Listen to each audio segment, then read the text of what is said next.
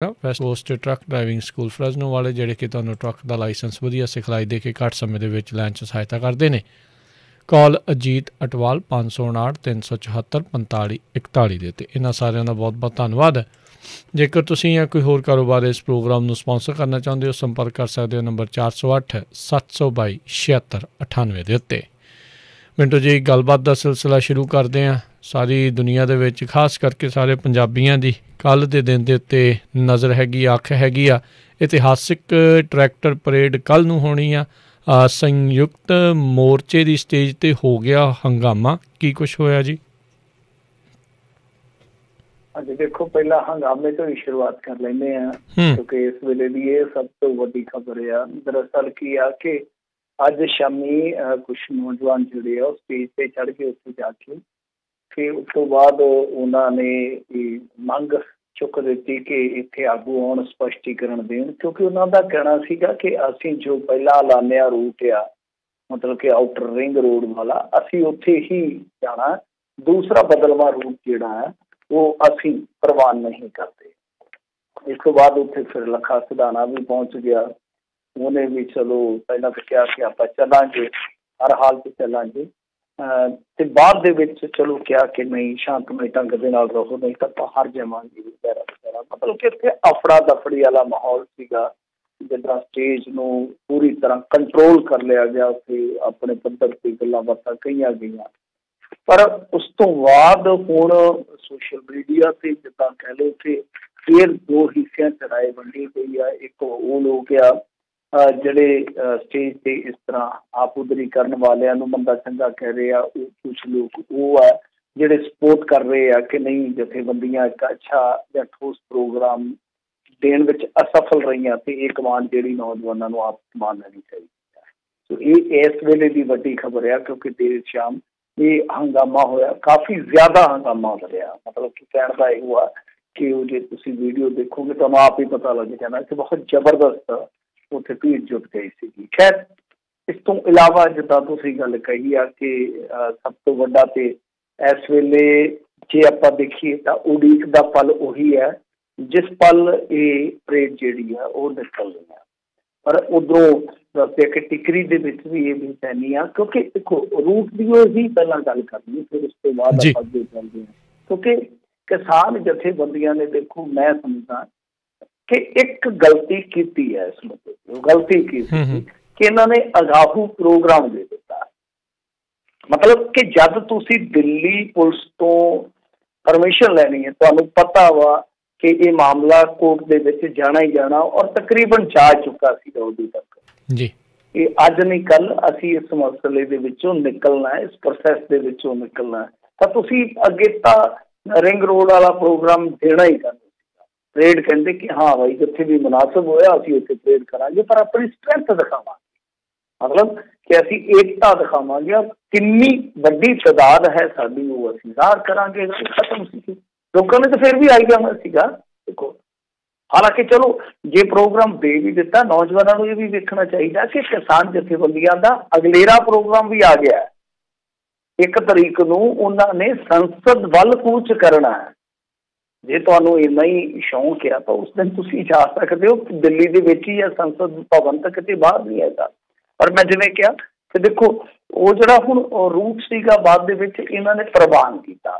ਮਤਲਬ ਕਿ ਪਹਿਲਾਂ ਤਾਂ ਅਗੇਤਾ ਦੇ ਦਿੱਤਾ ਪਲੈਨਿੰਗ ਕਰਕੇ, ਬਾਅਦ ਦੇ ਵਿੱਚ ਜਿਹੜਾ ਰੂਟ ਪ੍ਰਵਾਨ ਕੀਤਾ ਉਹਦੇ ਤੇ ਵੀ ਕਾਫੀ ਪਹਿਲਾਂ ਤੇ ਬਹਿਸ ਹੁੰਦੀ ਰਹੀ। ਤੁਸੀਂ ਵੇਖਿਆ ਹੋਣਾ ਸੋਸ਼ਲ ਮੀਡੀਆ ਤੇ ਮੈਪ ਵਗੈਰਾ ਬਹੁਤ ਜ਼ਿਆਦਾ ਜਿਹੜੇ ਆ ਵਾਇਰਲ ਹੁੰਦੇ ਰਹੇ। ਅੰਤ ਦੇ ਵਿੱਚ ਦਿੱਲੀ ਪੁਲਿਸ ਨੇ ਉਹ ਸਾਰਾ ਕੁਛ ਜਿਹੜਾ ਸਾਫ਼ ਕਰ ਦਿੱਤਾ।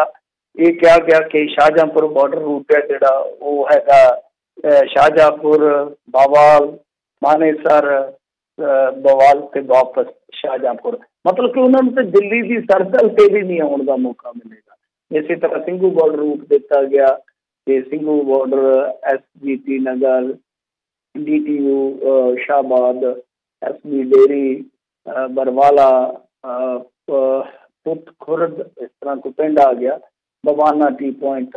ਉਸ ਤੋਂ ਬਾਅਦ ਫਿਰ ਇਸੇ ਤਰ੍ਹਾਂ ਵਾਪਸੀ ਆ, ਮਤਲਬ ਕਿ ਖਖਰੌਦਾ ਟੋਲ ਪਲਾਜ਼ੇ ਥਾਣੀ। ਇੱਦਾਂ ਹੀ ਦੂਸਰਾ ਦਿੱਤਾ ਗਿਆ ਟਿਕਰੀ ਬਾਰਡਰ ਵਾਲਾ, ਇੱਧਰ ਨੰਗਲੋਈ ਥਾਣੀ, ਨਜ਼ਫਗੜ੍ਹ ਥਾਣੀ, फिर एक दिता गया प्रोग्राम गाजीपुर बॉर्डर वाला, इस तो इलावा चिल्ला बॉर्डर वाला। मतलब कि इतने भी तुम देखो कि मेवात रूट दे दिता गया, ये 6 रूट दिते गए ऑफिशियली। पर किसान जथेबंदियां हुण भी कह रही सीगियां कि देखो जी 9 पॉइंट ने जिथों असीं एंटर होवांगे, पर दिल्ली पुलिस कह रही सी कि देखो जी एंट्री पॉइंट जिहड़े आ 6 जिहड़े मैं तुहानूं गिना दित्ते कि 6 इत्थे भी किते ना किते कन्फ्यूजन आ। पर कन्फ्यूजन सब तो वड्डी कित्थे होई आ, वो ये आ कि शामी 6-6:30 बजे दिल्ली पुलिस एक लैटर रिलीज करती आ 3 सफ़ियां का, 3 सफ़ियां का। ਉਹਦੇ ਤੇ गौर करो, सारी कहानी इत्थे आ। बैठे तो चलो उलझी जाते पंजाबी आपस के विच। 6-6:30 वो लैटर दसदे आ रिलीज हुंदा, उस तो बाद चैनलों ते आउंदा। ਉਹਦੇ ਵਿੱਚ ਉਹਨਾਂ ਨੇ 37 नुकते लिखे ने, मतलब कि दिल्ली पुलिस ने कि पहला ये सब कुछ करो, जिवें ਉਹਦੇ ਵਿੱਚ फायर ब्रिगेड तो तुसीं NOC लो, और कुछ अथॉरिटीज ने जिन्हां तो तुहानूं NOC प्राप्ति करनी पएगी। इस तो इलावा ਉਹਦੇ ਵਿੱਚ शर्तां किहो जिहियां ने, ਇਹੋ ਜਿਹੀਆਂ शर्तां ने कि तुसीं हैरान हो जाओगे कि ते ਉਹਦੇ 'ਚ शायद मेरे ख्याल दे नाल 5000 ट्रैक्टर की भी प्रवानगी है। मतलब कि 5000 ट्रैक्टर तुसीं एंटर करा सकते हो, और एक ट्रैक्टर से सिर्फ एक ही बंदा होएगा, और ओडी भी ट्रैक्टर की रजिस्ट्रेशन कॉपी ਉਹਦੇ कोल होनी चाहिए। परमिट भी मंगਿਆ जा रहा, जबकि ट्रैक्टर का अपने पंजाब दे विच तां कोई ऐसा परमिट बनता ही नहीं जिहड़ा खेतां दे विच काम करता, तो परमिट वगैरह भी मंगਿਆ जा रहा।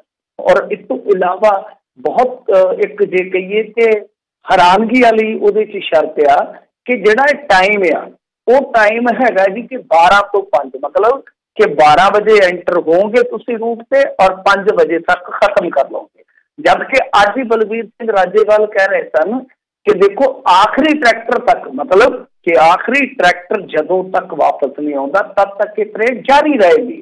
कंट्राडिक्शन देखो तुसीं, और बहुत मैं कहूँगा कि हैरान करने वालियां ਉਹਦੇ ਵਿੱਚ हैगियां ने, मतलब इस तरह दी शर्तां ने कि जिवें कोई पोस्टर नहीं लाओगे, इतराज़योग बैनर नहीं लाया जाऊगा, ये नहीं दस्सिया कि तुसीं किहड़ा ला सकदे हो। कोई भी बंदा जिहड़ा वो चलो जिद्दां हुंदियां आम के वो नशा पत्ता नहीं करूगा, कोई विस्फोट, कोई हथियार, कोई किरपान तलवार नहीं लिजा सकदा, ऐसियां भी गल्लां कईयां ने। इस तरह नाल एक शर्त ये रखी गई है कि जे मान लो किसी भी शर्त का उल्लंघन का, मसलन कि स्पीड भी निर्धारित कर दी है शायद 815 किलोमीटर, तो जे मान लो किसी भी शर्त का उल्लंघन होता है तो तद होएगा कि तुहाडी जिहड़ी वो प्रवानगी है, तुहानू जो मंजूरी मिली है वो रद्द हो जाएगी मौके पर ही। सो ऐसिया शर्तां ने, गुंझलदार शर्तां ने।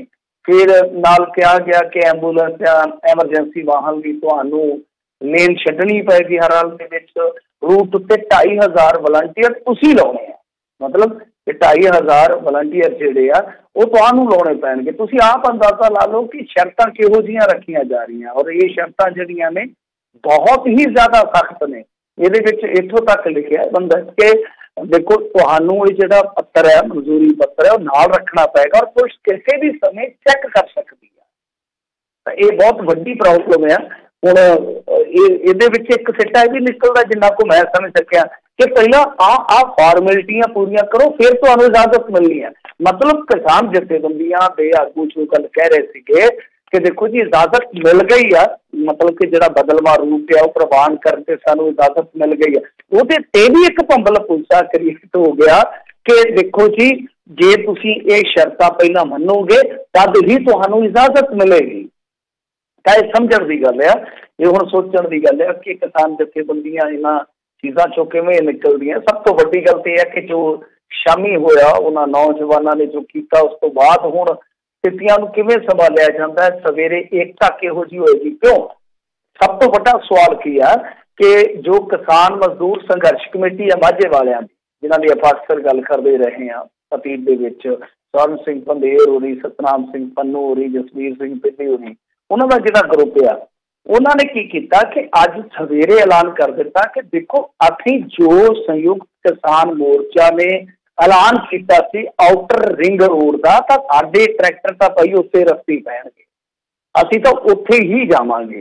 तो उन्होंने अलग तो अड तो दिल्ली पुलिस के नाल एक मीटिंग भी की अज ਤਾਂ ਜਦੋਂ ਉਹ ਮੀਟਿੰਗ ਹੋਈ, ਬਾਹਰ ਆਏ ਪੰਦੇਰ ਸਾਹਿਬ ਤੇ ਉਹਨਾਂ ਨੇ ਦੱਸਿਆ ਕਿ ਲਓ ਬਈ ਸਾਡੀ ਕੋਈ ਗੱਲ ਨਹੀਂ ਬਣੀ, ਮਤਲਬ ਕਿ ਸਹਿਮਤੀ ਨਹੀਂ ਬਣੀ, ਲਿਹਾਜ਼ਾ ਅਸੀਂ ਆਪਣੇ ਫੈਸਲੇ ਤੇ ਆਪਣੇ ਨਿਰਣੇ ਤੇ ਅਟਲ ਆ, ਅਸੀਂ ਜਾਵਾਂਗੇ ਔਰ ਸਾਡੀ ਜਿਹੜੀ ਰਵਾਨਗੀ ਹੋਏਗੀ ਉਸੇ ਰੂਟ ਨੂੰ ਹੀ ਹੋਏਗੀ ਜਿਹੜਾ ਪਹਿਲਾਂ ਐਲਾਨਿਆ ਸੀ। ਮਤਲਬ ਕਿ ਉਹਨਾਂ ਨੇ ਸਾਫ਼ ਕਰ ਦਿੱਤਾ ਕਿ ਅਸੀਂ ਜਾਵਾਂਗੇ ਆਊਟਰ ਰਿੰਗ ਰੋਡ ਏਰੀਏ ਦੇ ਵਿੱਚ।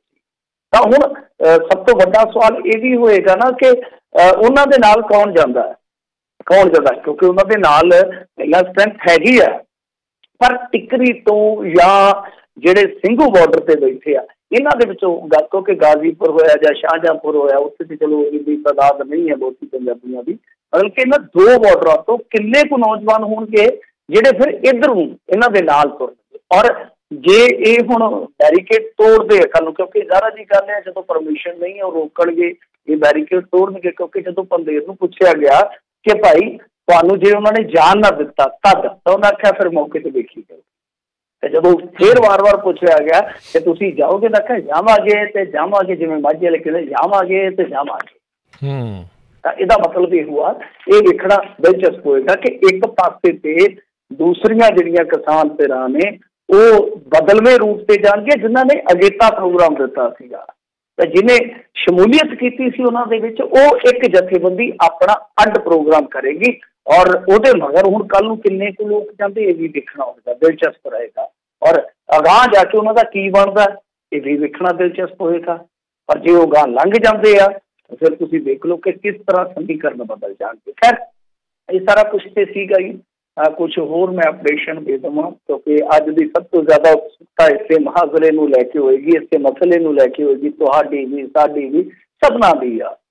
ਇਹ ਬੰਦਾ ਕਿ ਦੇਖੋ ਉੱਥੇ ਜਦ ਮੁੰਡੇ ਬੋਲ ਰਹੇ ਸੀਗੇ, ਮੈਂ ਮਾਈਆਂ ਨੂੰ ਦੇਖ ਰਿਹਾ ਸੀਗਾ, ਉਹਨਾਂ ਦੀ ਹਲਕੀ ਹਲਕੀ ਥੋੜ੍ਹੀ ਥੋੜ੍ਹੀ ਆਵਾਜ਼ ਆਉਂਦੀ ਪਈ ਸੀਗੀ, ਤਾਂ ਉਹ ਅੱਗੇ ਵੀ ਆ ਗਈਆਂ।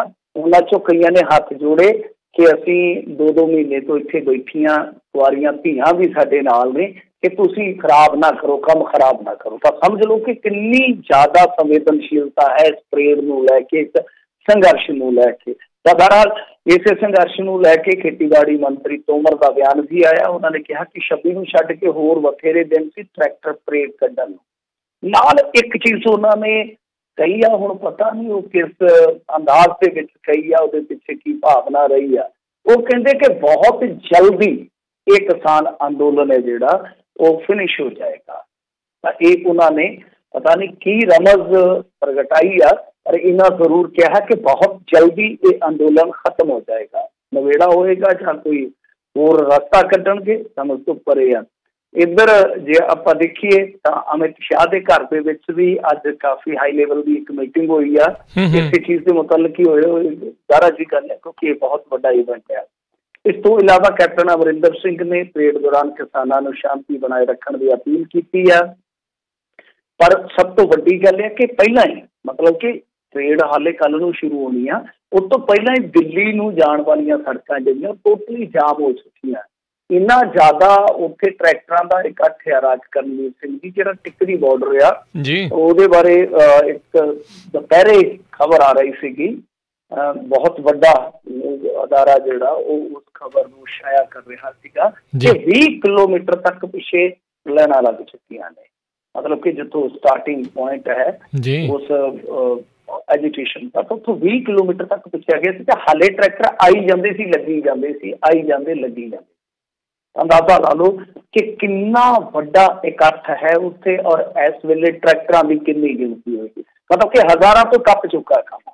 ਇੱਕ ਮੋਟਾ ਜੰਕੜਾ ਯੂਪੀ ਵਾਲੇ ਵੀ ਖਿੱਚੀ ਆਉਂਦੇ ਕੰਮ, ਹਰਿਆਣੇ ਵਾਲੇ ਵੀ ਖਿੱਚੀ ਆਉਂਦੇ, ਪੰਜਾਬ ਵਾਲਿਆਂ ਨੇ ਤੇ 20 ਵਜਾ ਦਿੱਤੀ ਹੈ ਨਾ ਕਿ ਬਹੁਤ ਜ਼ਿਆਦਾ ਟਰੈਕਟਰ ਨੇ। ਔਰ ਮੈਂ ਤੇ ਇੱਕ ਖਬਰ ਇਹ ਵੀ ਪੜ੍ਹਦਾ ਪਿਆ ਸੀਗਾ ਕਿ ਨਵੇਂ ਟਰੈਕਟਰ ਜਿਹੜੇ ਏਜੰਸੀਆਂ ਲਿਆਉਂਦੀਆਂ ਉਹ ਵੀ ਕਿਤੇ ਨਾ ਕਿਤੇ ਕਿੱਲਤ ਆ ਗਈ ਹੈ, ਇੰਨੀ ਜ਼ਿਆਦਾ ਡਿਮਾਂਡ ਵਧੀ ਹੋਈ ਹੈ। ਖੈਰ ਇਸ ਮੁੱਦੇ ਤੇ ਇੱਕ ਚੀਜ਼ ਹੋਰ ਵੀ ਵੇਖਣ ਵਾਲੀ ਆ ਕਿ ਇੱਥੇ ਪੰਜਾਬ ਦੇ ਵਿੱਚ ਅਫਵਾਹ ਫੈਲ ਗਈ ਕਿ ਸਰਕਾਰ ਨੇ ਆਖਿਆ ਵਾ ਕਿ ਡੀਜ਼ਲ ਨਾ ਪਾਇਓ, ਮਤਲਬ ਕਿ ਹੁਣ ਡੀਜ਼ਲ ਨਾ ਪਊਗਾ ਤੇ ਜਾਣਾ ਕਿਵੇਂ ਟਰੈਕਟਰ।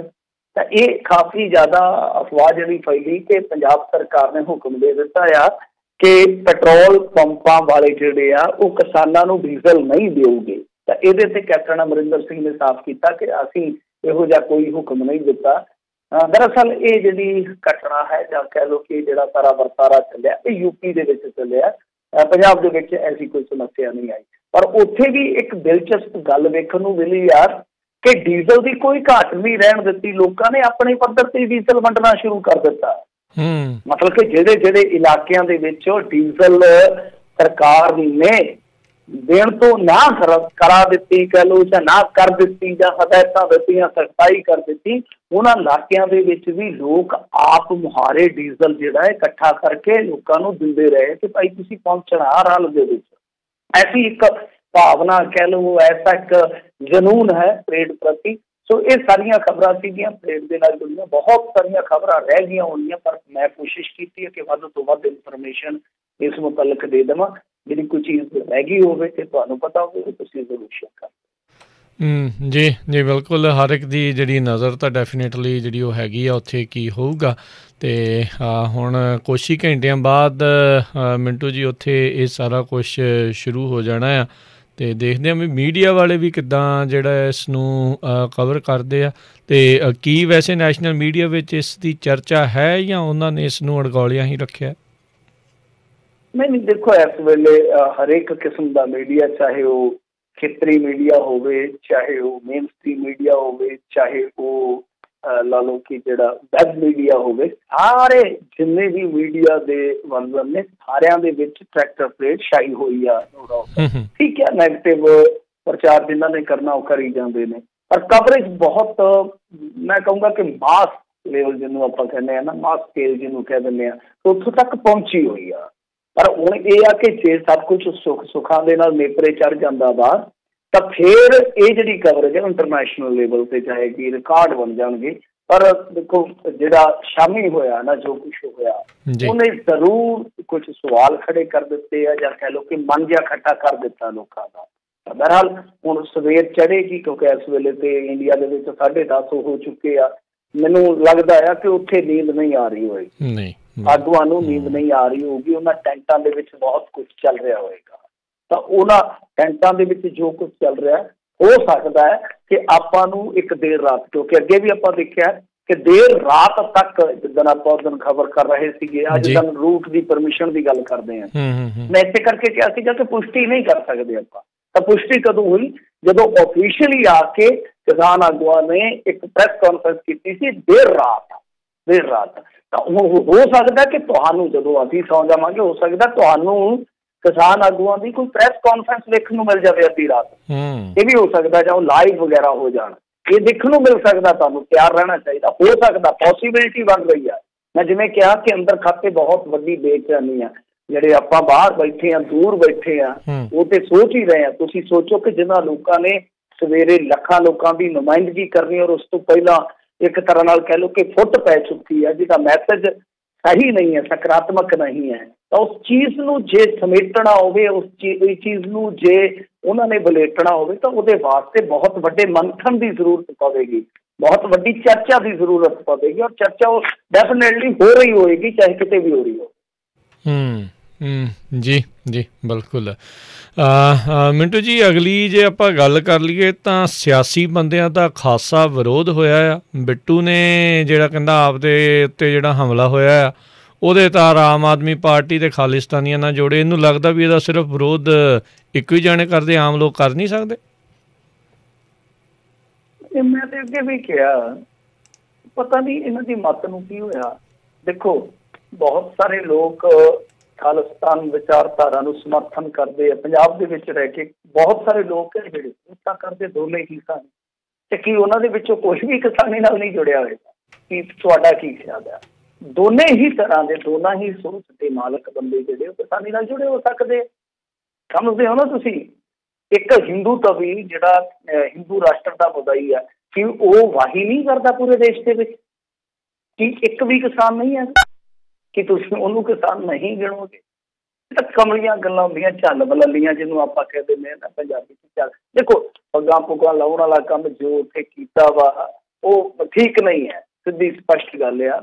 ਉਹਨੂੰ ਕੋਈ ਵੀ ਸਿਆਣਾ ਬੰਦਾ ਨਹੀਂ ਆਖੇਗਾ ਕਿ ਉੱਥੇ ਸਭ ਕੁਛ ਠੀਕ ਹੋਇਆ, ਪਰ ਉਹਦੇ ਵਿੱਚੋਂ ਵੀ ਕਈ ਸਵਾਲ ਨਿਕਲਦੇ ਆ ਨਾ ਕਿ ਜਨ ਸੰਸਦ ਉੱਥੇ ਸਿੰਘੂ ਬਾਰਡਰ ਤੇ ਰੱਖੀ ਕਿਹਨਾਂ ਨੇ ਆ? ਤੁਹਾਨੂੰ ਪਤਾ ਹੈ ਕਿ ਰਵਨੀਤ ਬਿੱਟੂ ਦੇ ਖਿਲਾਫ ਤੇ ਉਦਾਂ ਹੀ ਲੋਕ ਹੈਗੇ ਆ, ਠੀਕ ਆ।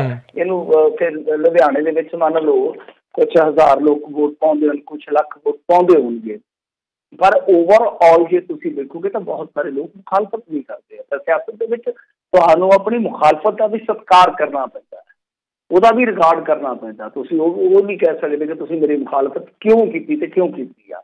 ਹੁਣ ਦੂਜੀ ਚੀਜ਼ ਇਹ ਆ ਕਿ ਜਿਹੜੇ ਲੋਕ ਉੱਥੇ ਇਹ ਜਨ ਸੰਸਦ ਕਰ ਰਹੇ ਸੀ, ਇਹ ਠੀਕ ਹੈ, ਸੱਚ ਆ ਕਿ ਇਹ ਇਨਵਾਈਟਡ ਸੀਗਾ, ਰਵਨੀਤ ਬਿੱਟੂ ਉੱਥੇ ਗਿਆ ਵਾ, ਇਹ ਸੱਚ ਹੈ, ਹਕੀਕਤ ਆ।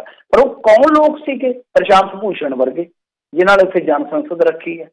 ਜਦ ਉਹ ਕਹਿੰਦੇ ਆ ਕਿ ਗੈਰ ਰਾਜਨੀਤਿਕ ਕੰਮ ਹੈ, ਤੁਸੀਂ ਉੱਥੇ ਨੇੜੇ ਇਹ ਸਭ ਕੁਛ ਕਰੀ ਜਾਂਦੇ ਹੋ, ਤੁਸੀਂ ਉੱਥੇ ਦਿੱਲੀ ਭਰਾ ਕੋਈ ਹੋਰ ਜਗ੍ਹਾ ਲੱਭ ਲੈਂਦੇ, ਕਿੱਡੀ ਕੋਈ ਗੱਲ ਸੀ, ਉੱਥੇ ਕਰ ਲੈਂਦੇ। ਜ਼ਰੂਰ ਉੱਥੇ ਨੇੜੇ ਕਰਨੀ ਸੀ। ਸਭ ਤੋਂ ਵੱਡਾ ਸਵਾਲ ਤੇ ਇਹ ਬਣੇਗਾ। ਦੂਜੀ ਗੱਲ, ਰਵਨੀਤ ਬਿੱਟੂ ਨੇ ਜੋ ਉੱਥੇ ਕੀਤਾ ਇਹ ਵੀ ਇੱਕ ਪੱਖ ਆ, ਕਿਉਂਕਿ ਜਿਹੜੇ ਪ੍ਰਤੱਖਦਰਸ਼ੀ ਆ ਕੁਛ ਉਹ ਇਹ ਦੱਸਦੇ ਆ ਕਿ ਜਦੋਂ ਨਾਅਰੇਬਾਜ਼ੀ ਕੀਤੀ ਗਈ, ਮਤਲਬ ਕਿ ਰਵਨੀਤ ਬਿੱਟੂ ਨੂੰ ਵਾਪਸ ਜਾਣ ਵਾਸਤੇ ਕਿਹਾ, ਤਾਂ ਰਵਨੀਤ ਬਿੱਟੂ ਨੇ ਉਲਟਾ ਪ੍ਰਵੋਕ ਕੀਤਾ, ਮਤਲਬ ਕਿ ਉਹਨਾਂ ਨੂੰ ਕਿਹਾ ਕਿ ਤੁਸੀਂ ਖਾਲਿਸਤਾਨੀ ਜੇ ਵਿਰੋਧ ਕਰਨ ਵਾਲੇ, ਕਿ ਹਾਂ ਤੁਸੀਂ ਕੌਣ ਹੁੰਦੇ ਜੇ, ਫਲਾ ਫਲਾ। ਉਸ ਤੋਂ ਬਾਅਦ ਅੜਨ ਵਾਲੀ ਗੱਲ ਕੀਤੀ ਸੀ, ਜਿੱਥੋਂ ਗੱਲ ਵਧੀ ਹੈ। ਚਲੋ ਮਾੜੀ ਗੱਲ ਹੈ, ਟੋਟਲ ਲਾ ਲਈਏ ਤਾਂ ਮਾੜੀ ਗੱਲ ਹੈ, ਇਸ ਤਰ੍ਹਾਂ ਨਹੀਂ ਵਾਪਰਨਾ ਚਾਹੀਦਾ। ਚਲੋ ਜੋ ਉੱਥੇ ਜਿਹੜਾ ਵੀ ਆਇਆ, ਜੋ ਵੀ ਆਇਆ, ਉਹਨੂੰ ਬਾਅਦਬ ਸਵਾਲ ਕਰ ਲੈਣੇ ਚਾਹੀਦੇ ਆ, ਉਹਨੂੰ ਬਾਅਦਬ ਸਮਝਾ ਦੇਣਾ ਚਾਹੀਦਾ। ਹਾਂ, ਜੇ ਕੋਈ ਕਤਾਈ ਬਹੁਤੀ ਜ਼ਿਆਦਾ ਕਰਦਾ, ਅਣਗਹਿਲੀ ਬਹੁਤੀ ਕਰਦਾ, ਤਾਂ ਤੁਹਾਡੇ ਕੋਲ ਪ੍ਰੋਟੈਸਟ ਦਾ ਇੱਕ ਬਹੁਤ ਜ਼ਬਰਦਸਤ ਹਥਿਆਰ ਆ। ਉਹ ਚੀਜ਼ ਤੋਂ ਕੋਈ ਵੀ ਬੰਦਾ ਜਿਹੜਾ ਹੈ ਨਾ ਉਹ ਮੁਨਕਰ ਨਹੀਂ ਹੁੰਦਾ। ਪਰ ਰਵਨੀਤ ਬਿੱਟੂ ਨੇ ਕੀ ਕੀਤਾ, ਇਹ ਵੀ ਇੱਕ ਬਹੁਤ ਵੱਡਾ ਪ੍ਰਸ਼ਨ ਆ। ਰਵਨੀਤ ਬਿੱਟੂ ਨੇ ਕੀਤਾ ਇਹ ਕਿ ਇੱਕ ਤਾਂ ਉਹ ਕਹਿੰਦਾ ਕਿ ਮੈਂ ਸਿਕਿਉਰਿਟੀ ਲੈ ਕੇ ਹੀ ਨਹੀਂ ਗਿਆ ਆਪਣੀ, ਸਭ ਤੋਂ ਵੱਡੀ ਗੱਲ ਆ। ਤੇ ਨਾਲ ਉਹਦੇ ਕੌਣ ਸੀਗਾ? ਗੁਰਜੀਤ ਸਿੰਘ ਔਜਲਾ, ਜਿਹਨੂੰ ਕੁਛ ਨਹੀਂ ਕਿਹਾ ਗਿਆ। ਜਿਹੜਾ ਜੀਰਾ ਸੀਗਾ ਉਹਦੀ ਵੀ ਪੱਗ ਲੱਥੀ ਆ, ਉਹ ਵੀ ਅੱਜ ਬੜੇ ਬਿਆਨ ਦੇਈ ਜਾਂਦਾ ਸੀ, ਜੇ ਮੇਰੇ ਸਾਹਮਣੇ ਆ ਜਾਣ ਮੈਂ ਗੋਲੀ ਮਾਰ ਦੂੰਗਾ, ਫਲਾ ਗੱਲਾਂ। ਮਤਲਬ ਹਾਲੇ ਵੀ ਗੱਲਾਂ ਜਿਹੜੀਆਂ ਉਹ ਉਸੇ ਤਰ੍ਹਾਂ ਦੀਆਂ ਹੀ ਕੀਤੀਆਂ ਜਾ ਰਹੀਆਂ ਨੇ। ਤਾਂ ਹੁਣ ਸਭ ਤੋਂ ਵੱਡਾ ਸਵਾਲ ਇਹ ਹੋਏਗਾ ਕਿ ਜਦ ਤੁਹਾਨੂੰ ਸਿਕਿਉਰਿਟੀ ਮਿਲੀ ਆ, ਸਿਕਿਉਰਿਟੀ ਕਾਹਦੇ ਲਈ ਤੁਸੀਂ ਰੱਖੀ ਹੈ ਨਾਲ? ਤੁਸੀਂ ਲੈ ਜਾਂਦੇ ਆਪਣੀ ਸਿਕਿਉਰਿਟੀ। ਹੁਣ ਤੁਸੀਂ ਕਹਿੰਦੇ ਹੋ ਕਿ ਮੈਨੂੰ ਮਾਰਨ ਵਾਸਤੇ ਹਮਲਾ ਕੀਤਾ, ਕਿ ਉਹ ਖਾਲਿਸਤਾਨੀਆਂ ਦਾ ਹਮਲਾ ਸੀ। ਜੀਰਾ ਕਹੀ ਜਾਂਦਾ ਜੀ ਉਹ ਝੰਡੇ ਕਿੱਥੋਂ ਆ ਗਏ, ਉਹ ਜਿਹੜੇ ਖਾਲਸਾਈ ਝੰਡੇ ਸੀਗੇ ਉਹ ਖਾਲਿਸਤਾਨ ਦੇ ਝੰਡੇ ਆ, ਉਹ ਬਿੱਟੂ ਨੂੰ ਕਤਲ ਕਰਨਾ ਚਾਹੁੰਦੇ ਸੀ। ਰਵਨੀਤ ਬਿੱਟੂ ਕਹਿੰਦਾ ਕਿ ਆਹ ਦੇਖੋ ਜੀ, ਇੱਕ ਬੰਦਾ ਹੈ ਪੱਟੀ ਜ਼ਿਲ੍ਹੇ ਦਾ, ਇਹ ਆਮ ਆਦਮੀ ਪਾਰਟੀ ਦਾ ਵਰਕਰ ਵਾ, ਇਹ ਯੋਗਿੰਦਰ ਯਾਦਵ ਦਾ ਹੱਥ ਜਾਪਦਾ ਮੈਨੂੰ। ਦੇਖੋ ਜੀ ਜੋ ਹੋਇਆ ਉਹਦੇ ਵਿੱਚ ਇਉਂ ਸੀਗਾ ਕਿ ਅਸੀਂ ਉੱਥੇ ਦੇਖਿਆ ਕਿ 4 ਪਿਸਟਲ ਵੀ ਲਈ ਫਿਰਦੇ। ਮਤਲਬ ਕਿ ਤੇਰੇ ਕੋਲ ਕਿਹੋ ਜੀ ਦੂਰਬੀਨ ਆ ਜਿਹਦੇ ਨਾਲ ਇੱਕ ਪਾਸੇ ਤੇ ਬੰਦੇ ਨੂੰ ਇੱਦਾਂ, ਹੁਣ ਦੇਖੋ ਆਪਾਂ ਸ਼ਬਦ ਇਸਤੇਮਾਲ ਕਰ ਲੈਂਦੇ ਹਾਂ ਕਿ ਭੀੜ ਇੱਕ ਪਾਸੇ ਤਾਂ ਡੰਡਾ ਲੈ ਕੇ ਮਗਰ ਲੱਗੀ ਹੋਵੇ ਤੁਹਾਡੇ, ਤੇ ਤੁਸੀਂ ਡੱਬਾ ਚੈੱਕ ਕਰੋਗੇ ਇੱਥੇ ਲੋਕਾਂ ਦੇ ਕਿ ਡੱਬ 'ਚ ਕੀ ਲੱਗਾ। ਕਹਿੰਦਾ ਕਿ 4 ਦੀ ਪਿਸਟਲ ਵੀ ਵੇਖੇ ਮੈਂ ਤੇ ਉੱਤੇ। ਫਿਰ ਹੁਣ ਇਹ ਕਹੀ ਜਾਂਦੇ ਜੀ ਖਾਲਿਸਤਾਨੀ, ਇਹ ਕਹੀ ਜਾਂਦੇ ਆਮ ਆਦਮੀ ਪਾਰਟੀ ਵਾਲੇ, ਯੋਗਿੰਦਰ ਯਾਦਵ ਦਾ ਨਾਂ ਲਈ ਜਾਂਦੇ, ਕਿਹਦਾ ਨਾਂ ਲਈ ਜਾਂਦੇ ਆ। ਪਰ ਜਿਹੜੇ ਹੈਗੇ ਆ ਕੈਪਟਨ ਅਮਰਿੰਦਰ ਸਿੰਘ, ਉਹ ਹੁਣ ਆਮ ਆਦਮੀ ਪਾਰਟੀ ਨਾਲ ਜੋੜਦੇ, ਉਹਨਾਂ ਨੇ ਤਾਂ ਇਹ ਗੱਲ ਕਹੀ ਹੋਈ ਨਹੀਂ। ਜੋ ਇਹ ਗੱਲ ਕਹਿੰਦੇ ਆ ਕਿ ਖਾਲਿਸਤਾਨੀਆਂ ਨੇ ਹਮਲਾ ਕਰਾਇਆ ਜਾਂ ਫਲਾਣੇ ਨੇ ਹਮਲਾ ਕਰਾਇਆ। ਮਤਲਬ ਕਹਿਣ ਦਾ ਇਹ ਕਿ ਰਵਨੀਤ ਬਿੱਟੂ ਹੁਣ ਪਤਾ ਨਹੀਂ ਕੀ ਭਾਲਦਾ ਆ, ਮਤਲਬ ਕਿ ਇਹਦੇ ਵਿੱਚੋਂ ਹੁਣ ਕੀ ਲੱਭਣਾ ਚਾਹੁੰਦਾ। ਰਵਨੀਤ ਬਿੱਟੂ ਉਹੀ ਗੱਲ ਕਰ ਰਿਹਾ ਜੋ ਸਰਕਾਰ ਕਰਦੀ ਪਈ ਆ ਸੈਂਟਰ ਦੀ, ਕਿ ਖਾਲਿਸਤਾਨੀ ਆ, ਇਹਨਾਂ ਦੇ ਵਿੱਚ ਖਾਲਿਸਤਾਨੀ, ਉਹੀ ਲਿੰਕ ਇਹਦੇ ਵਿੱਚੋਂ ਲੱਭਿਆ ਜਾ ਰਿਹਾ। ਉਹਨਾਂ ਦੇ ਕੋਲ ਹਥਿਆਰ ਆ। ਥੋੜੇ ਦਿਨ ਪਹਿਲਾਂ ਇਹਨਾਂ ਦੀ ਮੈਂਬਰ ਪਾਰਲੀਮੈਂਟ ਨੇ ਆਖਿਆ ਇਹਨਾਂ ਦੇ ਕੋਲ 47 ਤੱਕ ਨੇ, ਤਾਂ ਉਹੀ ਗੱਲ ਹਥਿਆਰਾਂ ਵਾਲੀ ਇਹ ਗੱਲ ਕਰੀ ਜਾਂਦੇ ਆ। ਫਿਰ ਸਭ ਤੋਂ ਵੱਡੀ ਗੱਲ ਜਿਹੜੀ ਆ, ਜਿੱਦਾਂ ਕੇਂਦਰ ਸਰਕਾਰ ਕਹਿੰਦੀ ਆ ਕਿ ਦੇਖੋ ਜੀ ਇਸ ਅੰਦੋਲਨ ਦੇ ਵਿੱਚ ਸ਼ਰਾਰਤੀ ਤੱਤ ਜਿਹੜੇ ਆ ਉਹ ਸ਼ਾਮਲ ਹੋ ਚੁੱਕੇ, ਤੁਸੀਂ ਵੀ ਉਹੀ ਗੱਲ ਕਹਿੰਦੇ ਕਿ ਦੇਖੋ ਜੀ ਇਸ ਅੰਦੋਲਨ ਦੀ ਡੰਡ ਲਾ ਦੇਣਗੇ, ਫਲਾ। ਤੁਸੀਂ ਘੱਟੋ ਘੱਟ ਸਿਆਣੇ ਵੱਜਦੇ। ਮੇਰੇ ਖਿਆਲ ਦੇ ਨਾਲ ਦੇਖੋ ਉੱਥੇ ਗੁਰਜੀਤ ਸਿੰਘ ਔਜਲਾ ਨੂੰ ਘੱਲ ਦਿੰਦੇ ਜਾਂ ਪ੍ਰਤਾਪ ਸਿੰਘ ਬਾਜਵਾ ਨੂੰ ਘੱਲ ਦਿੰਦੇ, ਕਿਸੇ ਨੇ ਕੁਛ ਨਹੀਂ ਸੀ ਕਹਿਣਾ। ਇਹ ਮੇਰੀ ਪੱਕੀ ਆਪਣੀ ਸੋਚਣੀ ਹੈ, ਕਿਉਂਕਿ ਪ੍ਰਤਾਪ ਸਿੰਘ ਬਾਜਵਾ ਨੇ ਹੁਣ ਤੱਕ ਜਿੰਨੇ ਵੀ ਸਵਾਲ ਕੀਤੇ ਰਾਜ ਸਭਾ ਦੇ ਵਿੱਚ, ਬਹੁਤੇ ਕਿਸਾਨੀ ਨਾਲ ਜੁੜੇ ਕੀਤੇ ਨੇ। ਆਹ ਥੋੜੇ ਦਿਨ ਪਹਿਲਾਂ ਵੀ ਚਿੱਠੀ ਲਿਖੀ ਆ। ਪ੍ਰਤਾਪ ਸਿੰਘ ਬਾਜਵਾ ਚੱਲ ਜਾਂਦਾ ਇਹਨਾਂ ਦੇ ਵਿੱਚੋਂ, ਜਦੋਂ ਜੇ ਇਨਵੀਟੇਸ਼ਨ ਸੀ, ਜਾਂ ਕੋਈ ਹੋਰ ਮੈਂਬਰ ਪਾਰਲੀਮੈਂਟ ਗੁਰਜੀਤ ਸਿੰਘ ਔਜਲਾ ਵੀ ਚੱਲ ਜਾਂਦਾ, ਰੌਲਾ ਨਹੀਂ ਸੀ ਪਾਉਣਾ। ਰੌਲਾ ਪਿਆ ਰਵਨੀਤ ਬਿੱਟੂ ਕਰਕੇ। ਤਾਂ ਤੁਸੀਂ ਆਪ ਹੀ ਸਿਆਣਪ ਵਰਤੋ। ਜੇ ਤੁਸੀਂ ਇੰਨੇ ਕਿਸਾਨ ਹਿਤੈਸ਼ੀ ਹੋ ਤਾਂ ਤੁਹਾਨੂੰ ਆਪ ਹੀ ਹੱਥ ਜੋੜ ਦੇਣੇ ਚਾਹੀਦੇ ਆ ਕਿ ਭਾਈ ਤੁਸੀਂ ਮੈਂਬਰ ਪਾਰਲੀਮੈਂਟ ਬੁਲਾਉਣੇ ਆ ਜਿਹੜੇ, ਤਾਂ ਦਿੱਲੀ ਦੇ ਬੁਲਾ ਲਓ, ਕਿੱਡੀ ਕੋਈ ਗੱਲ ਆ। ਜੇ ਕੋਈ ਪੰਜਾਬ ਦਾ ਬੁਲਾਉਣਾ, ਪ੍ਰਤਾਪ ਸਿੰਘ ਬਾਜਵਾ ਤੁਹਾਡੇ ਤੋਂ ਸੀਨੀਅਰ, ਸ਼ਮਸ਼ੇਰ ਸਿੰਘ ਦੂਲੋ ਉੱਥੇ ਬੈਠਾ ਤੁਹਾਡਾ, ਤੁਸੀਂ ਜਿਹਨੂੰ ਮਰਜ਼ੀ ਭੇਜ ਦਿਓ, ਕਿਹੜਾ ਕੋਈ ਹੈ ਕੋਈ ਕਿਤੋਂ ਲੈ ਕੇ ਜਾਣਾ। ਸੋ ਮੇਰੇ ਖਿਆਲ ਦੇ ਨਾਲ ਜੋ ਹੋਇਆ ਉਹ ਠੀਕ ਨਹੀਂ ਹੋਇਆ, ਪਰ ਜੋ ਇਹ ਕਰ ਰਹੇ ਉਹ ਵੀ ਠੀਕ ਨਹੀਂ ਹੈ। ਤਕਰੀਬਨ ਉਹੀ ਚੀਜ਼ਾਂ ਕਹਿ ਰਹੇ ਆ ਜੋ ਚੀਜ਼ਾਂ ਕੇਂਦਰ ਦੀ ਸਰਕਾਰ ਕਹਿੰਦੀ ਹੈ ਕਿਸਾਨਾਂ ਬਾਬਤ। ਜੀ ਜੀ ਬਿਲਕੁਲ। ਮਿੰਟੂ ਜੀ, ਟਿਕਰੀ ਬਾਰਡਰ ਦੀ ਮੁੱਖ ਸਟੇਸ਼ਨ ਨੇੜਿਓਂ ਪਿਸਤੌਲ ਸਮੇਤ ਸ਼ੱਕੀ ਵਿਅਕਤੀ ਕਾਬੂ। ਪਹਿਲਾਂ ਵੀ ਕੁਛ ਅਜਿਹੇ ਜਿਹੜੇ ਆ ਸ਼ੱਕੀ ਵਿਅਕਤੀ ਕਾਬੂ ਕੀਤੇ ਗਏ ਆ। ਕੱਲ੍ਹ ਨੂੰ ਲੈ ਕੇ ਵੀ ਇਸ ਚੀਜ਼ ਨੂੰ ਲੈ ਕੇ ਡਰ ਲੱਗਾ। ਦੇਖੋ, ਹੋ ਸਕਦਾ ਜੀ ਇਹ ਚੀਜ਼ਾਂ ਜਿਹੜੀਆਂ ਉਹ ਲਾਈਟਲੀ ਲੈਣ ਵਾਲੀਆਂ ਨਹੀਂ ਹੈ। ਤਾਂ ਇਹ ਬੰਦਾ ਜਿਹੜਾ ਫੜਿਆ ਇਹ ਝੱਜਰ ਜ਼ਿਲ੍ਹੇ ਨਾਲ ਸੰਬੰਧਿਤ ਹੈ। ਮੇਰੇ ਖਿਆਲ ਦੇ ਨਾਲ 6 ਗੋਲੀ ਦਾ ਰਿਵਾਲਵਰ ਇਹਦੇ ਤੋਂ ਫੜਿਆ ਗਿਆ। ਹੁਣ ਪਤਾ ਨਹੀਂ ਹੈ ਲਾਇਸੈਂਸੀ ਸੀਗਾ ਜਾਂ ਇਲੀਗਲ ਸੀਗਾ, ਕਿਉਂਕਿ ਪੁਲਿਸ ਨੇ ਇਹਦੀ ਕੋਈ ਪੁਸ਼ਟੀ ਨਹੀਂ ਕੀਤੀ। ਪਰ ਇਹ ਜ਼ਰੂਰ ਆ ਕਿ ਹਥਿਆਰ ਫੜਿਆ ਗਿਆ। ਪਰ ਇਸ ਤੋਂ ਇਲਾਵਾ ਅੱਜ ਇੱਕ ਖਬਰ ਹੋਰ ਵੀ ਆਈ ਕਿ ਉੱਥੇ ਇੱਕ ਦਾਰੂ ਪੀ ਕੇ ਔਰਤ ਆ ਗਈ। ਔਰਤ ਨੇ ਬਹੁਤ ਜ਼ਿਆਦਾ ਹੰਗਾਮਾ ਕੀਤਾ, ਦੱਸਦੇ ਕਿ ਲੀੜੇ ਲੂੜੇ ਲਾ ਲੈਣ ਲੱਗੀ ਸੀਗੀ। ਹੁਣ ਜੇ ਮੰਨ ਲਓ ਕੱਲ ਨੂੰ ਕੋਈ ਵੀਡੀਓ ਬਣ ਜਾਂਦੀ ਆ, ਫਿਰ ਤੇ ਨਹੀਂ ਨਾ ਰਾਜ ਕਰਨਵੀਰ ਸਿੰਘ ਜੀ ਵਿੱਚ ਵੀਡੀਓ ਦੇ ਆਉਣਾ ਕਿ ਦਾਰੂ ਪੀ ਰੱਖੀ ਸੀਗੀ। ਉਹ ਮੌਕੇ ਤੇ ਚਲੋ ਉਹ ਸੰਭਾਲਿਆ। ਲੋਕ ਕੀ ਕਰ ਰਹੇ ਆ ਸਮਝ ਤੋਂ ਪਰੇ ਦੀ ਗੱਲ ਆ ਕਿ ਤੁਸੀਂ ਇਹ ਸਭ ਕੁਛ ਕਰਦੇ ਪਏ ਹੋ। ਚਲੋ ਜਾਣਾ ਤੁਸੀਂ ਕਿਸੇ ਅੰਦੋਲਨ ਦੇ ਵਿੱਚ ਤੇ ਹਥਿਆਰ ਕੈਰੀ ਕਰਨਾ ਕੀ ਜ਼ਰੂਰੀ ਆ? ਇਹ ਮੇਰੇ ਖਿਆਲ ਦੇ ਨਾਲ ਗਲਤ ਚੀਜ਼ ਆ, ਗਲਤ ਮੈਸੇਜ ਆ, ਕਿਉਂਕਿ ਉਹ ਤੇ ਅੱਗੇ ਇਹਨਾਂ ਚੀਜ਼ਾਂ ਨੂੰ ਲਿੰਕ ਕਰਦੇ ਇਹਨਾਂ ਚੀਜ਼ਾਂ ਦੇ ਨਾਲ। ਹੁਣ ਜਿਵੇਂ ਰਵਨੀਤ ਬਿੱਟੂ ਨੇ ਕਹਿਤਾ ਕਿ ਜੀ 4 ਜਣਿਆਂ ਕੋਲ ਅਸਲਾ ਸੀਗਾ। ਹੁਣ ਜਦੋਂ ਉੱਥੋਂ ਅਸਲਾ ਫੜਿਆ ਜਾ ਰਿਹਾ, ਕੌਣ ਲੋਕ ਨੇ? ਪੁੱਛ ਗਿੱਛ ਹੋਣੀ ਚਾਹੀਦੀ ਆ। ਕਾਹਤੋਂ ਅਸਲਾ ਚੱਕੀ ਫਿਰਦੇ ਆ? ਕੀ ਮੋਟਿਵ ਆ? ਉੱਥੇ ਤੇ ਝੰਡੇ ਦਾ ਕੰਮ ਆ, ਉੱਥੇ ਤੇ ਬੰਦੇ ਦਾ ਕੰਮ ਆ। ਲੜਨ ਵਾਲੇ ਜਿਹੜੇ ਆ ਉਹ ਝੰਡੇ ਨਾਲ ਹੀ ਲੜੀ ਜਾਂਦੇ ਆ। ਆਪਣੇ ਜਿਹੜੇ ਉਹਨਾਂ ਦੇ ਜਿਸਮ ਦੇ ਡੌਲੇ ਆ ਉਹਨਾਂ ਦੇ ਨਾਲ ਹੀ ਲੜੀ ਜਾਂਦੇ ਆ। ਲੋੜ ਹੀ ਨਹੀਂ ਹਥਿਆਰਾਂ। ਇਹ ਕੌਣ ਲੋਕ ਨੇ? ਕਿਉਂ ਇਸ ਤਰ੍ਹਾਂ ਕਰਦੇ ਆ? ਸੋਚਣ ਵਿਚਾਰਨ ਦੀ ਗੱਲ ਹੈ। ਕਦੇ ਉਹ ਮੁੰਡਾ ਅੱਗੇ ਫੜਿਆ ਜਾਂਦਾ ਤਾਂ ਫਿਰ ਉਹ ਜਾ ਕੇ ਪੁਲਿਸ ਦੇ ਕੋਲ ਕੁਛ ਹੋਰ ਬਿਆਨ ਦਿੰਦਾ, ਪੁਲਿਸ ਫਿਰ ਉਹਦੀ ਕਹਾਣੀ ਨੂੰ ਟਾਈਪ ਕਰ ਦਿੰਦੀ ਆ। ਗੱਲ ਇਹ ਆ ਕਿ ਉੱਥੇ ਇੰਨੀ ਸਿਕਿਉਰਿਟੀ ਲੱਗੀ, ਇੰਨੀ ਤੁਹਾਡੀ ਇੰਟੈਲੀਜੈਂਸੀ ਆ, NIA ਨੂੰ ਤੇ ਇਹ ਵੀ ਪਤਾ ਲੱਗ ਜਾਂਦਾ ਕਿ ਲੰਗਰ ਕਿੰਨ ਲਾਇਆ ਉੱਥੇ। ਤਾਂ ਹੁਣ ਇਹਨਾਂ ਲੋਕਾਂ ਬਾਰੇ ਵੀ ਸੂਹ ਰੱਖਣੀ ਚਾਹੀਦੀ ਆ ਜਿਹੜੇ ਇਹੋ ਜਿਹੇ ਗੈਰ ਸਮਾਜੀ ਤੱਤ ਉੱਥੇ ਜਾਂਦੇ ਆ। ਪਰ ਜਿਹੜੇ ਉੱਥੇ ਮੋਰਚੇ ਦੇ ਆਗੂ ਉਹ ਕਹਿੰਦੇ ਕਿ ਕਰਾਉਂਦੀਆਂ ਸਾਰਾ ਕੁਛ ਏਜੰਸੀਆਂ ਨੇ, ਤੇ ਫੜਨਾ ਕਿਸੇ ਨੇ ਕੀ ਹੈ? ਸਵਾਲ। ਜੀ ਜੀ। ਅਗਲੀ ਗੱਲ ਕਰੀਏ ਹੁਣ। ਆਮ ਆਦਮੀ ਪਾਰਟੀ ਨੇ ਕੈਪਟਨ ਤੇ ਭਾਜਪਾ ਦੇ ਨਾਲ ਰਲੇ ਹੋਣ ਦੇ ਲਾਏ ਨੇ ਦੋਸ਼। ਹਾਂਜੀ, ਦੇਖੋ ਇਹਨਾਂ ਨੇ RTI ਦਾ ਇੱਕ ਹਵਾਲਾ ਦਿੱਤਾ ਜਿਹਦੇ ਵਿੱਚ ਕਿਹਾ ਗਿਆ ਕਿ ਦੇਖੋ ਜੀ ਇਹ ਉਸ ਹਾਈ ਪਾਵਰ ਕਮੇਟੀ ਦੇ ਵਿੱਚ ਸ਼ਾਮਲ ਸੀ ਜਿਹਨੇ ਪ੍ਰਵਾਨਗੀ ਲਈ ਹਾਮੀ ਭਰੀ, ਮਤਲਬ ਕਿ ਜਾਂ ਜਿੱਥੋਂ ਆਰਡੀਨੈਂਸ ਆਏ ਨੇ। ਤਾਂ ਕੈਪਟਨ ਅਮਰਿੰਦਰ ਸਿੰਘ ਹੋਰੀ ਸਫਾਈ ਦੇ ਵਿੱਚ ਇਹ ਗੱਲ ਕਹਿ ਰਹੇ ਨੇ ਲਗਾਤਾਰ ਮੁਸਲਸਲ ਕਿ ਇੱਕ ਤਾਂ ਇਹ ਝੂਠ ਬੋਲਦੇ ਆ, ਅੱਧ ਅਧੂਰੀ ਗੱਲ ਕਹਿੰਦੇ ਆ। ਦੂਜੀ ਚੀਜ਼ ਇਹ ਆ ਕਿ ਅਸੀਂ ਜੋ ਉੱਥੇ ਮਤਲਬ ਕਿ ਨੋਟਿੰਗ ਵਗੈਰਾ ਕਰਾਈ ਉਹ ਨੀਤੀ ਆਯੋਗ ਕੋਲ ਜਾਣ ਤੋਂ ਪਹਿਲਾਂ ਹੀ ਇਹਨਾਂ ਨੇ ਆਰਡੀਨੈਂਸ ਲੈ ਆਂਦੇ, ਮਤਲਬ ਕਿ ਉਹਨੂੰ ਕੰਸੀਡਰ ਹੀ ਨਹੀਂ ਕੀਤਾ ਗਿਆ। ਜੋ ਅਸੀਂ ਉੱਥੇ ਲਿਖਿਆ ਅਸੀਂ ਇਹਨਾਂ ਦਾ ਵਿਰੋਧ ਕੀਤਾ ਸੀ, ਮਤਲਬ ਕਿ ਜੋ ਵੀ ਉੱਥੇ ਰਾਏ ਲਈ ਜਾ ਰਹੀ ਸੀ ਅਸੀਂ ਆਪਣੀ ਰਾਏ ਦੇ ਵਿੱਚ ਇਹਨਾਂ ਚੀਜ਼ਾਂ ਦਾ ਵਿਰੋਧ ਜਤਾਇਆ। ਹੁਣ ਪਤਾ ਨਹੀਂ ਕੌਣ ਸੱਚਾ ਕੌਣ ਝੂਠਾ, ਪਰ ਦੇਖੋ ਕੁਛ ਤਾਂ ਲੁਕਾਇਆ ਜਾ ਰਿਹਾ ਦੋਵਾਂ ਪਾਸਿਆਂ ਤੋਂ। ਮਸਲਨ ਕਿ ਜਿੱਦਾਂ ਆਮ ਆਦਮੀ ਪਾਰਟੀ ਕਹਿੰਦੀ ਹੈ ਅਗਸਤ ਦੀ ਅੱਜ ਹੈਗੀ ਆ ਜੀ ਲਿਸਟ, ਜਿਹਦੇ ਵਿੱਚ ਉਹ ਹਾਈ ਪਾਵਰ ਕਮੇਟੀ ਦੇ ਸਾਰੇ ਮੈਂਬਰਾਂ ਦੇ ਨਾਮ ਆ, ਪਰ ਇਹ ਜੂਨ ਵਾਲੀ ਜਿਹੜੀ ਹੈਗੀ ਆ ਨਾ ਉਹ ਲਿਸਟ ਨਹੀਂ ਕੱਢ ਰਹੇ। ਕਿਉਂਕਿ ਪਹਿਲੀ ਮੀਟਿੰਗ ਜਿਹੜੀ ਹੋਈ ਸੀ ਉਹ ਜੂਨ ਜੁਲਾਈ 'ਚ ਹੋਈ ਸੀਗੀ, ਜੂਨ ਜੁਲਾਈ 2019। ਤਾਂ ਉਹਦੇ ਵਿੱਚ ਪੰਜਾਬ ਦਾ ਕੋਈ ਨੁਮਾਇੰਦਾ ਨਹੀਂ ਸੀ। ਦੇਵੇਂਦਰ ਫੜਨਵੀਸ ਉਦੋਂ ਭਾਜਪਾ ਦੇ ਜਿਹੜੇ ਹੁੰਦੇ ਸੀ ਪਹਿਲਾਂ ਮਹਾਰਾਸ਼ਟਰ ਦੇ ਮੁੱਖ ਮੰਤਰੀ, ਇਹ ਕਨਵੀਨਰ ਸੀਗੇ ਉਹ ਸਾਰੀ ਕਮੇਟੀ ਦੇ ਜਿਨ੍ਹਾਂ ਨੇ ਮੀਟਿੰਗ ਵਗੈਰਾ ਕਰਨੀ ਸੀ। ਜਦੋਂ ਪੰਜਾਬ ਨੇ ਇਤਰਾਜ਼ ਜਤਾਇਆ ਕਿ ਅਸੀਂ ਦੇਖੋ ਇਹਨਾਂ ਉਤਪਾਦਨ ਕਰਦੇ ਹਾਂ, ਸਾਡਾ ਕੰਟਰੀਬਿਊਸ਼ਨ, ਤਦ ਇਹਨਾਂ ਨੂੰ ਸ਼ਾਮਲ ਕੀਤਾ ਗਿਆ ਸੀਗਾ। ਹਾਂ, ਉਦੋਂ ਹੈਗੇ ਸੀ ਅਗਸਤ ਸਤੰਬਰ ਤੇ ਉਸ ਤੋਂ ਬਾਅਦ ਜਿਹੜੀਆਂ ਮੀਟਿੰਗਾਂ ਹੋਈਆਂ ਉਹਦੇ ਵਿੱਚ ਇਹ ਸ਼ਾਮਲ ਸੀਗੇ। ਪਰ ਹੁਣ ਦੂਜੀ ਗੱਲ ਜਿਹੜੀ ਇਹ ਲੁਕਾਉਂਦੇ ਆ, ਇਹ ਕਹਿੰਦੇ ਕਿ ਅਸੀਂ ਉੱਥੇ ਉਜ਼ਰ ਜਤਾਇਆ ਸੀਗਾ, ਪਰ ਉਹ ਡਾਕੂਮੈਂਟਰੀ ਕਿੱਥੇ ਆ, ਉਹ ਦਸਤਾਵੇਜ਼ੀ ਸਾਰਾ ਕੁਛ ਕਿੱਥੇ ਆ, ਉਹ ਨਹੀਂ ਕੋਈ ਪਤਾ। ਇਹ ਕਹਿੰਦੇ ਜੀ ਜੋ ਸਭ ਕੁਛ ਵਿਚਾਰਿਆ ਨਹੀਂ ਗਿਆ। ਇਸ ਕਰਕੇ ਥੋੜੀ ਗੱਲ ਆਪਦੀ ਸਹੂਲਤ ਵਾਸਤੇ ਉਹ ਲੁਕਾ ਲੈਂਦੇ ਆ, ਥੋੜੀ ਗੱਲ ਆਪਦੀ ਸਹੂਲੀਅਤ ਵਾਸਤੇ ਇਹ ਵੀ ਲੁਕਾ ਲੈਂਦੇ ਆ। ਜੀ ਜੀ। ਤੇ ਮਿੰਟੂ ਜੀ, ਇਸ ਤੋਂ ਪਹਿਲਾਂ ਆਪਾਂ ਅਗਲੀ ਖਬਰ ਕਰੀਏ, ਆਪਣੇ ਸਰੋਤਿਆਂ ਨੂੰ ਦੱਸ ਜਾਈਏ ਵੀ ਜਿਹੜੀ ਕੱਲ੍ਹ ਉੱਥੇ ਰੈਲੀ ਹੋ ਰਹੀ ਆ ਉਸ ਦੇ ਜਿਹੜਾ ਜੀ ਸਮਰਥਨ ਦੇ ਵਿੱਚ ਇੱਥੇ ਅਮਰੀਕਾ ਵਿੱਚ ਵੀ ਭਾਰਤੀ ਸਫਾਰਤਖਾਨੇ ਦੇ ਬਾਹਰ ਜਿਹੜੀ ਉਹ ਰੈਲੀ ਕੀਤੀ ਜਾ ਰਹੀ ਆ। ਸੋ ਕੱਲ੍ਹ ਨੂੰ ਸਵੇਰ ਨੂੰ ਸੈਨ ਫਰਾਂਸਿਸਕੋ ਦਾ ਜਿਹੜਾ ਭਾਰਤੀ ਸਫਾਰਤਖਾਨਾ ਹੈਗਾ ਇੱਥੇ ਉਹਦੇ ਬਾਹਰ ਆਰਗੂਐਲੋ ਬੁਲੇਵਾਰਡ ਜਿਹੜਾ ਆ ਸੈਨ ਫਰਾਂਸਿਸਕੋ ਦੇ ਵਿੱਚ, ਉੱਥੇ ਲੋਕ ਹੁਮਾ ਕੇ ਜਿਹੜੇ ਆਪਣੀ ਗੱਡੀਆਂ ਦੇ ਉੱਤੇ ਕਾਰ ਰੈਲੀ ਜਿਹੜੀ ਆ ਉਹ ਇੱਕ ਵਾਰੀ ਫਿਰ ਕਰ ਰਹੇ ਨੇ।